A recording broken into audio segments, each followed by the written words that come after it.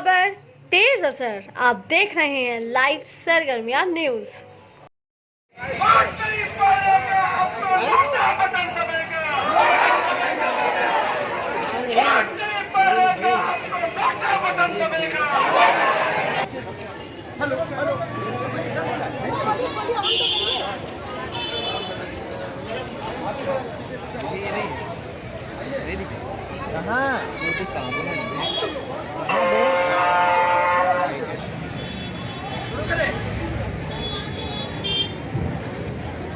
अनुच्छेद 341 नहीं तो वोट नहीं।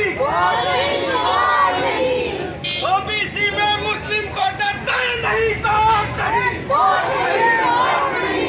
सत्तर कमेटी की सिफारिश लागू नहीं तो वोट नहीं।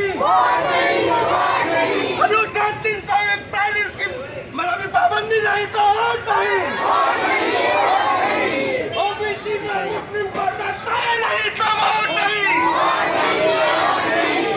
सत्तर कमेटी की सिफारिश नहीं तो वोट नहीं।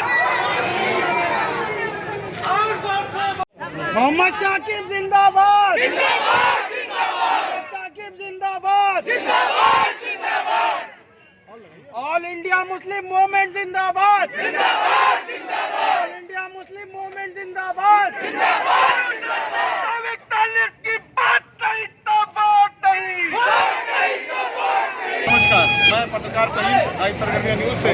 आज मैं यहाँ पहुँचे हैं हम लोग कि जहाँ पे मतदान को लेकर के इतना जागरूकता फैलाई जा रही है और जागरूक कराया जा रहा है, वहीं पे एक वर्ग ऐसा भी है जो चुनाव आयोग के दिशा निर्देशों का पालन नहीं कर रहा। वो कह रहा है कि हम चुनाव का पूरी तरीके से बहिष्कार करते हैं।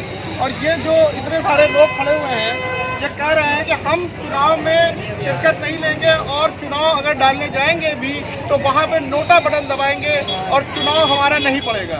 आज हम जानना चाहते हैं कि इन लोगों की क्या समस्या है, ये वर्ग किस बात को लेकर के इतना जो है वो उत्तेजित है और इतने जन सैलाब के साथ में यहाँ पे मौजूद है। ये सभी लोग यहाँ पे खड़े हैं। हम इनसे पूछना चाहते हैं कि ये बताइए क्या नाम है आपका? मोहम्मद शाकिब नाम है हमारा। क्या मुद्दा है आपका? ये इतना ये जो जन हमारा सबसे मेन मुद्दा ये है कि रंगनाथ मिश्रा कमीशन आयोग और सच्चर कमेटी जो ये दर्शा रही है अपनी रिपोर्ट में कि मुसलमान हिंदुस्तान के अंदर दलित से बदतर हालत में जी रहा है। तो हमारा बदहाली, हमारी कौम की, मुसलमान कौम की बदहाली कैसे दूर हो? क्या ऐसे दूर होगी कि 500 रुपया विधवा पेंशन दे करके, 2000 रुपया नौजवानों को बेगारी भत्ता दे करके हमारी कौम की बदहाली को दूर करते हैं ये लोग करेंगे?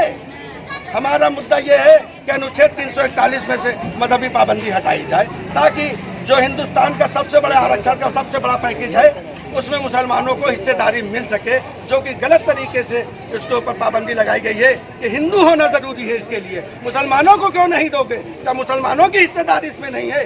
तो पहला तो हमारा ये है।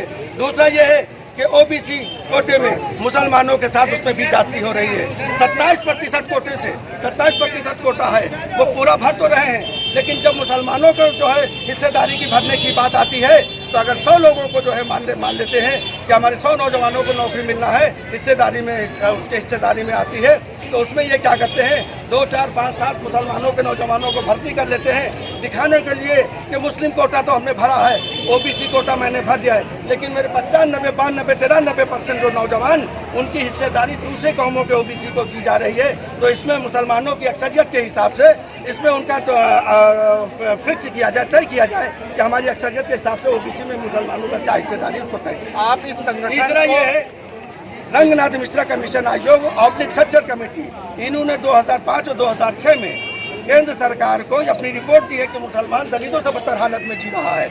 और उसके साथ साथ इन्होंने सिफारिशात भी किया है केंद्र सरकार से कि यदि मुस्लिम को अगर ऊपर लाना चाहते हो, मुसलमान को तरक्की पे देना चाहते हो, तो उसके लिए आपको इनको 10% का अलग से आरक्षण देना चाहिए।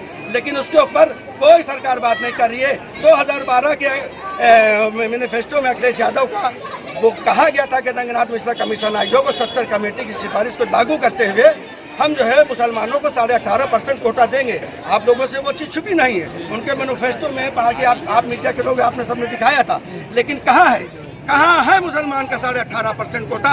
18 तो छोड़ दीजिए, 0.50 दिया अखिलेश यादव ने।